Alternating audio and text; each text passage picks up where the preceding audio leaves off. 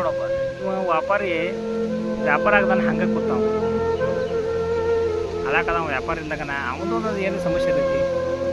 ಇವ್ರು ಬಂದಕ್ಕಿಂದ ಎಷ್ಟು ಇದಾವಲ್ಲ ಅಷ್ಟೆಲ್ಲ ಪ್ಯಾಕ್ ಮಾಡಿ ನನಗೆ ಕೂಡ ಇದ್ದಿಲ್ಲ ಅಂದ್ರೆ ಎಲ್ಲ ಪ್ಯಾಕ್ ಚೀಲ ಹಾಕ್ಬರ್ಕದ. ಎಲ್ಲ ಛತ್ರಿ ಚಪ್ಪಲ ಎಲ್ಲ ಹಾಕೊಂಡ ಪಾಪ ಒಳಕತ್ತ ವ್ಯಾಪಾರ ಒಮ್ಮೆ ಆಗನ. ಈಗ ಅವಾಗೂ ಒಂದು ಉದ್ಯೋಗ ಇದಾಯ್ತು.